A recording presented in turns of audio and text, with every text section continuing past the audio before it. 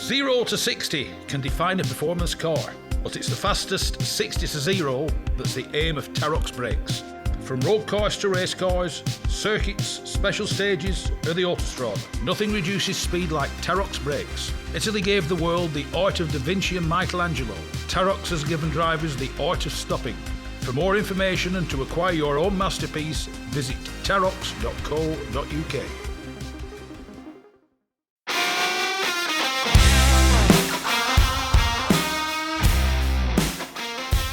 Yes, it's me, Mike Stone, and this is the Backseat Driver Podcast. It's the fastest, it's the friendliest, and it's for all the family. The Gas Shocks 116 Trophy and 120 Coupe Cup are the fastest growing race series in the UK, taking in 6 one-hour races and 8 sprints at all the top circuits. Visit 116trophy.com to find out more and get yourself behind the wheel.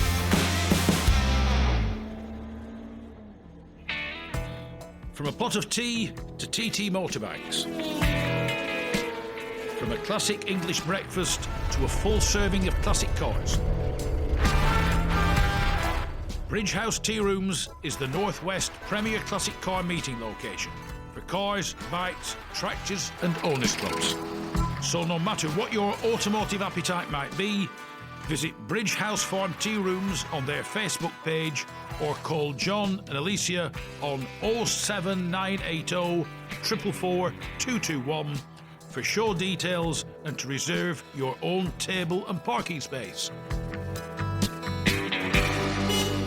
I'd like to introduce to the Backseat Driver Radio Show artist David Kelsall. Not so much artist, automotive artist, but also former rally driver, but a man who has taken art from the traditional values up to using the latest technology. And I'm pleased to say I'm sat here with David outside his beautiful house in the middle of Yorkshire nowhere, enjoying some sunshine just for novelty. David, welcome to the Backseat Driver Radio Show. Thank you, and welcome here. Now, you are an artist. How did all this come about? I can just about draw a cardboard box if I'm pushed hard. But most artists discover that they are good at this at an early age. When did you find that you could draw? It certainly wasn't an early age. In fact, I was probably so bad they wouldn't let me even take art at school. And so I was self-taught over a number of years, but it's only recently I've actually taken it seriously. Before we talk about your art, you were a passionate rally driver. How did driving rally cars, etc., come about? I was in the army for a number of years. I actually did a rally whilst I was in the army in an air-portable Land Rover. And I think that's the thing that really gave me the bug. And when I came out of the army, it was one of my first things I wanted to do was start in some kind of motorsport. Yeah. I had a look at Formula Ford, and being a big lad, I was too tall for Formula Ford, and rallying is going to be the obvious thing to do. And your rallying was in the great days of rally, or what we might say is starting to come to the end of the great days of rally. The golden years. The golden years, because you rallied proper cars, didn't you? Yeah. Mark II Escorts, started with an RS. Won my first rally, which surprised me. And drove like an absolute idiot. We were nearly off the road about 20 times, but managed to... Don't forget Harry Vatten made a career of that. That's right, yeah. But... yeah, it got into my blood, and it's still in my blood. The only thing stopping me right now is the tens of thousands it would cost to start again. Yes, it's not the world's cheapest pastime, is it? It's, as my old man used to say, it's a rich man's hobby. Yes.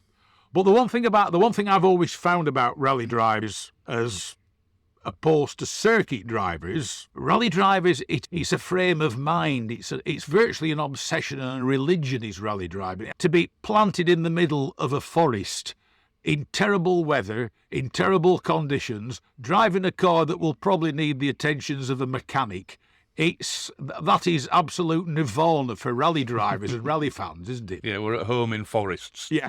And when you got trees passing you at 110 mile an hour, then it's exciting.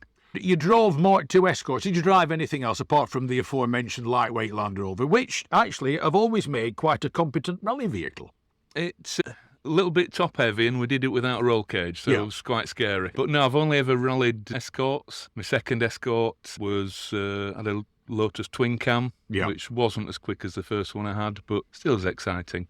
And yeah, stopped. It got a little bit expensive, and when you start thinking about buying things like houses, The women type get complaining about this. yeah, no? yeah, it's a very expensive hobby. Even though before anybody comments, there are some excellent and very capable and competent lady rally drivers out there, and I've met quite a lot of them. So I dare say they'll have the reverse, they'll have the husband types moaning and groaning about it. When did you discover that you could, what's the best term, draw rally cars? During the first lockdown, I decided, I mean, up to that point, I'd only ever really done people's pets Yeah. and the occasional aeroplane. But during the first lockdown, I decided to do an escort, funnily enough. Yeah. Hannu Mikkola's 1978 RAC winning escort, and I posted it on Facebook. Yeah. And it went ballistic. And in fact, so much that the evening that I posted it, I received a call from Holland. Yeah. And I saw it on my phone. I thought, who do I know that lives in Holland? And it was actually the gentleman that now owns the car that Hannu Mikkola drove in the 78 RAC rally. I suppose quite appropriate, really, since the great man himself passed away not long ago. Yeah. So, yeah, he was impressed with the painting and ordered the first 10. 10? Yeah. It's a limited edition of 75. He ordered the first 10. And it just went on from there. And I'll do another one. That then went ballistic, and since then I've been posting them all over the world. Every painting I do is a limited edition, and yeah, it's been going really well. You came to my attention many ways out through social media because you posted a part-finished image of a Ferrari 250 GTO, what appeared to be driving the Targa Florio, which is a circuit I know passably well, but also a 250 GTO. But before we get on to what you do now, it says on I'm sat here with one of David's little leaflets telling me you started with oils, acrylics and pastels. You started painting using The traditional things. When I started painting, there was no such thing as digital painting. Yeah. And it was a contact I know he'd actually done his pet dog on iPad Pro. Yeah. And I was absolutely bowled over. Just looked like an oil painting. And I went out and bought one. And it just allows me the freedom to do my art wherever I want. I suppose if you make a mistake, it's easy rubbed out, isn't it? It's a lot easier than the traditional. But the thing that I liked about it, I don't need to take over the kitchen and upset the missus. Yeah. So you don't have a studio as such. Don't need one. I can do one virtually anywhere I want. Yeah. And that's the beauty about digital. It's getting more and more popular. He likes David Hockney. He's turned to digital art. Yeah. The principles are exactly the same. Just exactly the same as I was when I used acrylics and oils. However, it just allows me the freedom and no drying times as well. And more. There is always that, isn't there? Yeah. I don't have to wait half a day for things to dry. Yeah. So it's a great. Some people may say it's cheating. I think, in light of the fact that the last painting I did took me over 20 hours. Yeah. So the time you take to paint, even using a modern medium, is still, to a degree, the same amount of time that you would using pastels or oil or watercolour. Less the drying times, it's very similar. Yeah. Yeah. When somebody buys one, I conclude you then print them off, do you? That's the beauty about digital, because if it was an oil painting, it would need to go to a studio, it needs to be photographed. Before I could go to print, it would need to be photographed. Whereas I send a file to the printing company I use. Yeah. And literally the next day I can be sending my artwork out to the customer. So I conclude when they're printed on what you would call high quality oil. Very high quality. I only use 300 GSM, which is basically designed for fine art. What inspires you, apart from your love of motorsport? What inspired you? When you discovered, after you'd gone from pets and everything else, when you did you discover you could interpret a car? I think it helps if you've got an interest in motorsport. I get asked frequently, can you do a commission? So I do commissions. I had one particular gentleman asked me if I would do his horse. Yeah. And I told him, no, I don't do horses. Yeah. I do motorsport. Yeah, but I want you to do it. So I said, I can put you on to somebody that I know does horses. No, I want you to do it. Yeah. And this went on for 2 or 3 weeks, and in the end I gave in and did it. Yeah. And he absolutely loved it. But I've got to say I enjoy doing racing cars and rally cars because I have an interest in that. And I think that helps if you've certainly got an interest in the subject. Yeah. And I believe that the art can be a lot nicer. Now, the one thing when I've spoken to other automotive artists as well, and the beauty of automotive artists, the beauty of any artist is you can all paint the same subject and the end result will be completely different. Yeah. What you will see will be the same subject matter, but its interpretation. Yeah. Now, the one thing in a lot of automotive artwork is they will paint speed into it. Is this possible with digital, or does it tend to look a little bit frozen? No, you can. Anything that I do with a brush, I can do with an iPad Pro, an Apple Pencil. Yeah. In fairness, it's probably slightly easier to create speed with the medium I use than it is with oils. But we all have our own style. Yeah. And people tend to say my art looks like photographs. Yeah. That's probably my style. I like it to look like. Some people have a different, completely different style. And That's what I was saying, like every artist, you will see some are basically what you might call impressionists. Yes. What is their impression of the car? Yeah. So there won't be razor sharp lines. No. It's a bit like a Rembrandt versus Van Gogh versus Picasso. That's right. Even though I must confess at times I still do struggle to get my head around what Picasso was supposed to be painting. Yeah. But it's each individual interpretation. Yeah. You go looking at one or two examples. They are virtually photographic. Some of them are. I've tried in a way to get away from the photograph or the realism. Yeah. But I think it's what people like. People like it to look realistic. Yeah. Now, looking at some of what you might call your back catalogue here, a lot of your paintings are of what we were talking about, proper rally cars and proper racing cars. Yeah. Where do you find your subject matter, or do you find an image of these cars and then interpret it yourself? Yeah. Or... I'll probably use. We obviously need some reference. Yeah. Because the best artist in the world, if I was to suddenly say to them, "Do me a Mark II Escort rally car," yeah, they have to know what one looks like. Absolutely. I'll probably take the last one, in fact, the Ferrari you talked about, that I took reference from half a dozen different photographs. Yeah. I wanted to create the Italian type, the Sicilian type street scene. Yeah. And so I took reference from different photographs. Yeah. It wasn't a case of just copying an image, because that's not what I do. Yeah. So, yeah, sometimes I will take reference from quite a few different photographs. Yeah. And, yeah. But the end result is it's not a reproduction of that photograph. No. If you take it from various things, you'll be able to come up with your own view. Yeah, and your apart own from that, angle. you've got copyright issues as well. If I was to suddenly copy somebody's photograph, then, I would be, there'd be a copyright issue there. I conclude as well saying that if somebody sends you a photograph of their rally car, would you ever reproduce that photograph? If it was their photograph, or it was somebody else's photograph in which they've got permission from that particular photographer, then if it was a commission, then that's what I would do. Yeah. Occasionally, somebody sent me one recently that was a little bit of a boring photograph. The car didn't look like it was moving at all, and I said, listen, I need to create a little bit of, do you mind if I change it? He was good enough to say, do as you feel. Yeah. So I did create a different background and made it look like it was moving. Looking at the backgrounds, are these backgrounds actual backgrounds, or are they actual places, or are they your interpretation of a background? No, as I say, I'll take reference, but the majority of my work is a completely made-up background. For want of a better term, it's a fictitious location. Yeah. Everybody keeps asking me the Hannu Mikkola one with the sunset. People keep saying to me, "Where is it?" I said, which rally? Where is it? And everything else. So I can tell you which rally it is, but the background you probably won't recognise. Yeah, it was because it's not forced to exist. No, we call it artistic license. Now, of all the cars, we've got Opel Mantas, we've got Subarus, Escorts, Metro 6R4s. Of all these cars. We've also got one of Moss and Jenks driving 722 in the Mia Miglia, where Moss, of course, set records beyond anybody's comprehension. Which are the cars that really inspire you?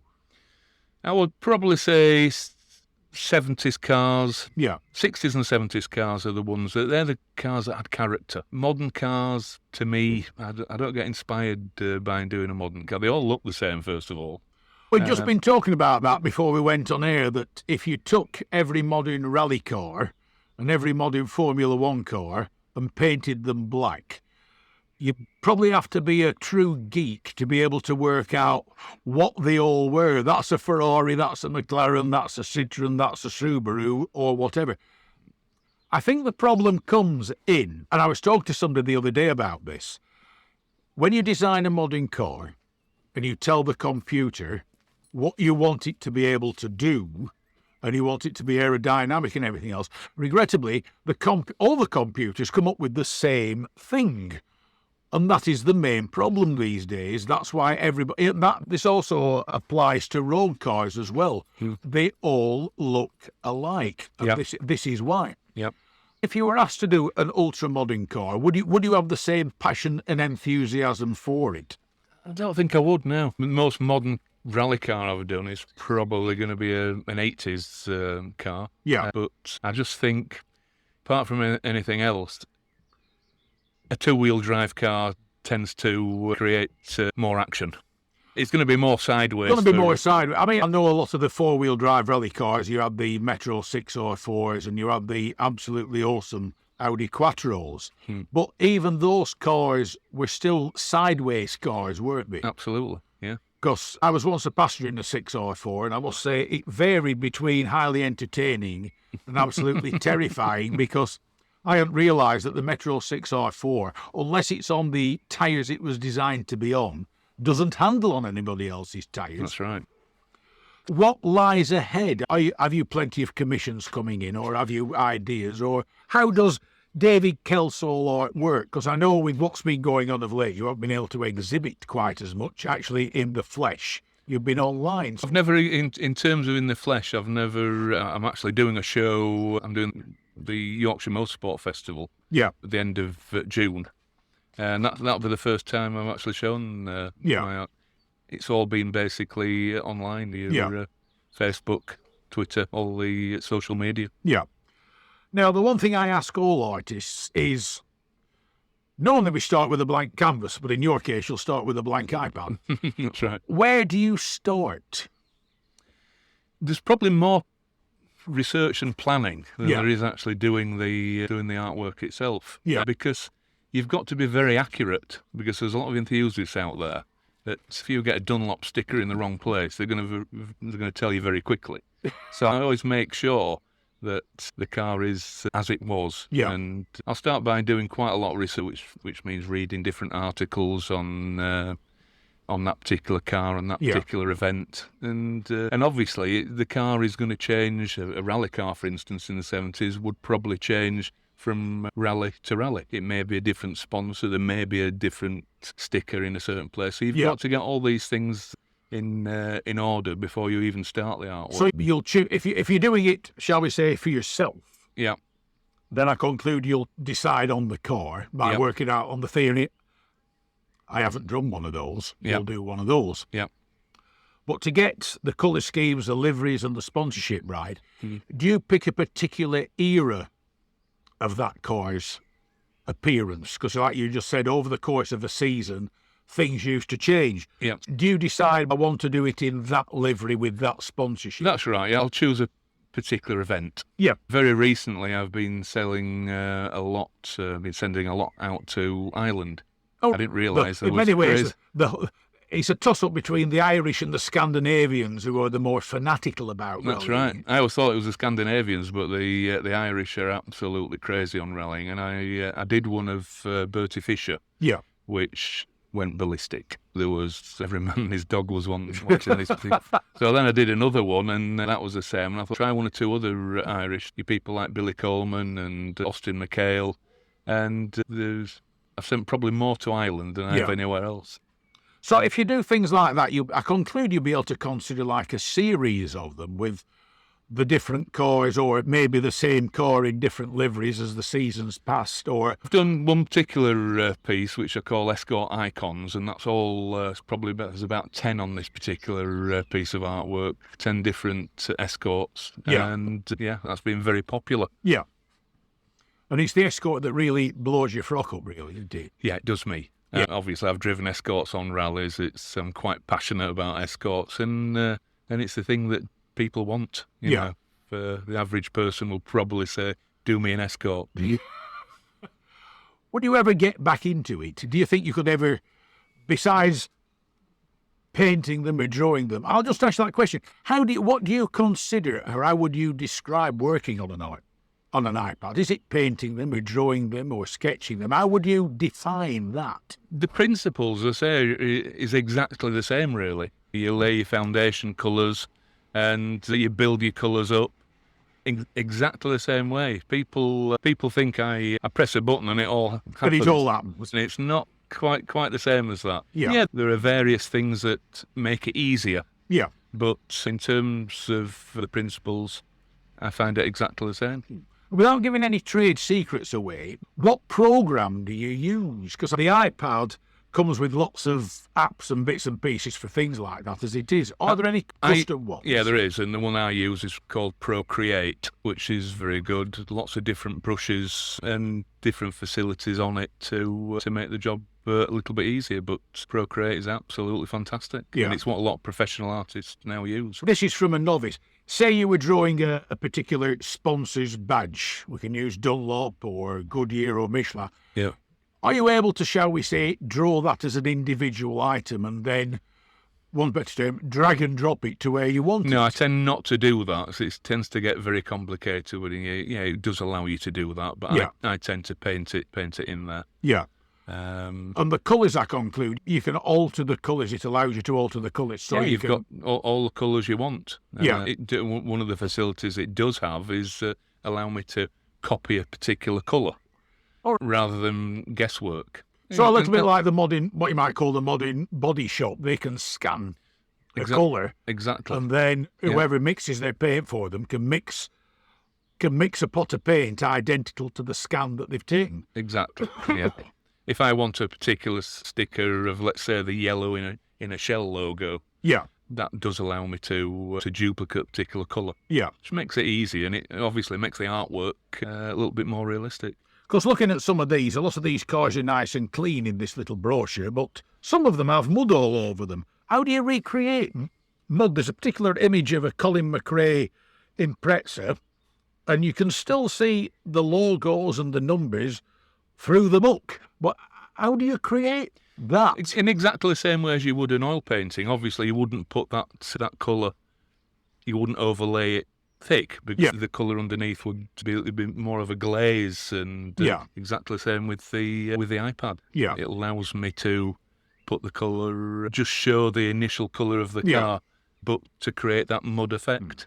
So you don't have to go and drive your Golf down a dirty track to come back and think, oh, that's what it looks like when you spray them up with all this. Exactly. One of the most difficult things is actually duplicating mud, because mud comes in a lot of different shades. And it's like you said, somebody will say, if you could probably go turn around and somebody will say, well, the dirt that was down the side of the cars on that rally wasn't that colour because they weren't driving through mud that colour. That's right.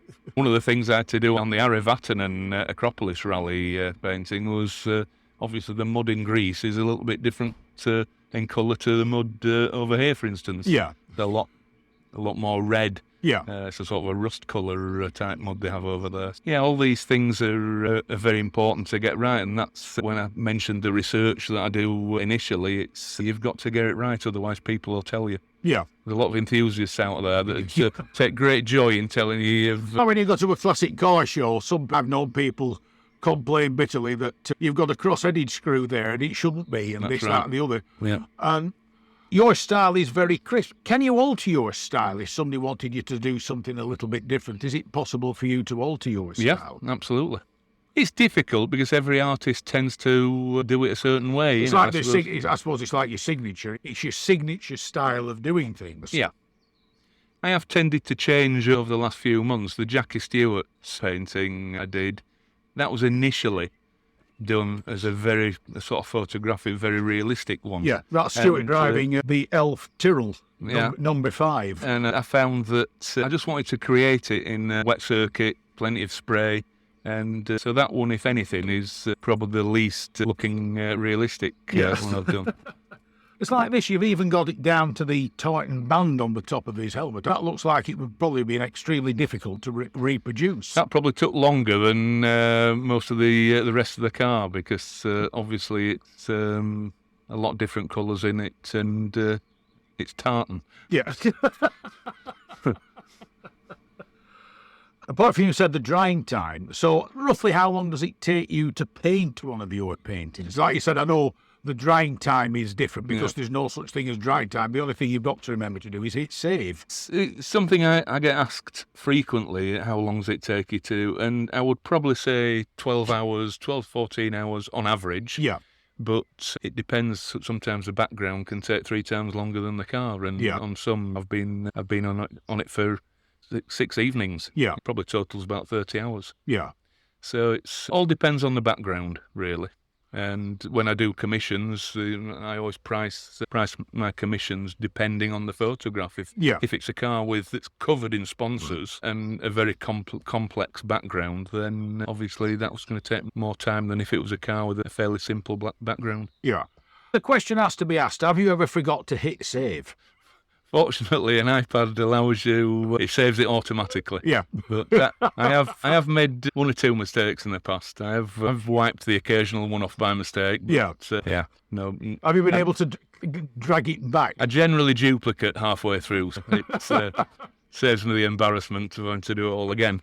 I suppose the external hard drive is something that most artists aren't used to, but dupes and saving, making your laptop, your iPad, save duplicates of everything is, shall we say, possibly a luxury that many traditional artists won't enjoy. Yeah.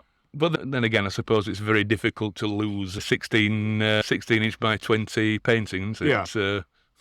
You were saying they're saved in high resolution. How big can these paintings be? I do canvases as well, 30 up to 48 inch. Oh. Yeah, the canvas is... I gave people the option on my menu because I was getting asked for something that would fill up a man cave wall. Yeah. I do have the facility to offer canvas prints. Yeah. And in many ways, doing it that way, it will look like an actual painting when it's reproduced. Yeah, it's the texture in the canvas does make it look like an original, traditional piece. Yeah. With all this, would you go back to rallying? Tomorrow. There's only one thing stopping me from rallying. It's as I say, it's the tens of the wallet, thousands. The lack of fitness to the wallet. And that's right. Yeah, I've still got 90% rallying blood cells. Now, if you don't mind me asking, roughly what does a David Kelsall painting cost? My artwork starts at £35. That would be for a 12 by 10, and then it goes up from there. The most popular size that I do is 20 by 16. Yeah, and that's a nice size. Yeah, and then we go up from there to canvases that cost up to £75. And how much does an individual commission cost? As a standard price, my commission fee is £150. Yeah. Most that I've done are around that. Yeah. I did somebody's very nice Subaru, which was quite a complex piece, and that went up to 200. Yeah. But there was a lot of work that went into that one. Yes. And he was absolutely blown over. In fact, I've done another one for him since. If somebody wants to get hold of you, how do they go on? Is it basically through Facebook? Because you are quite prolific on Facebook. Yeah, 99% of my work comes from Facebook, but my website offers address, telephone number, and email address. And the website is David Kelsall Art, which is DavidKelsallArt.com. That's right. And I conclude if you tap David Kelsall into Facebook, you will appear. I'll appear somewhere, on the first page, I would imagine. Hopefully. So if somebody rang up now, say I wanted one now, what's the waiting time? Because you were saying like you've become surprisingly busy. Yes, I have some commissions in the pipeline. I've also got a show that I'm preparing for, so you'd be probably looking at 6 weeks in terms of a lead time for a commission. Yeah. When the finished thing, is it framed up, etc., or else do you let them frame them? No, a frame is a very personal thing. Yeah. And obviously people sometimes like the frame to go with the decor of the house, so I'll leave that to the customer. Yeah. And apart from anything else, it's very difficult to send frames out, so you've got breakages. So I send them in postal tube. Yeah. Which works very well. And you were saying you've done some of the early ones as limited edition runs. They're all a limited edition. I don't do any more than a 75 run. Right, but if somebody asks for a personal commission, it's a one-off. Yeah. Yes. Yeah. Yeah. There have been one or two people that I did one of a very nice Volvo Amazon, and he was so thrilled with it, he wanted everybody else to, and he said, I don't mind you offering it for sale. All right. So that was quite good. So if you do something like that, is the original a big one and the rest of them are smaller to, shall we say, segregate them out? No, they do. As I say, every one is. I'll do 75. Yeah. Whether it be a 12 by 10 or a 20 by 16, no matter what size, I'll only do 75. Yeah. So besides the Yorkshire Festival of Motorsport, are you going to be found anywhere else? Yes, I've booked the Historic Rally Festival in Weston Park, which I'm looking forward to, because that is really the people that are going to that are people I target. Yeah. Because most of my work is historic rally cars. Yeah. So I'm expecting that to be quite good. The Yorkshire Motorsport Festival is the first one they've done, and it's a little bit of I expect it to be very busy. Yeah. And they seem to be trying very hard with it to put it on the map. Yeah. But, we'll see how that one goes. And of course, as the holy grail for anybody into motorsport, are you likely to be appearing at Goodwood? I'd love to. They've been on the phone to me a few times wanting me to go down there. So it's a little bit rich at the moment. So their charges are a little bit more than the shows I've got booked. Yes, it would probably be cheaper to go back rallying. Yeah. David Kelsall, thank you very much for joining me on the Backseat Driver Radio Show. It's been a pleasure chatting to you, and a pleasure sat outside your rather idyllic little cottage in the Yorkshire countryside. Thank you, and it's been good.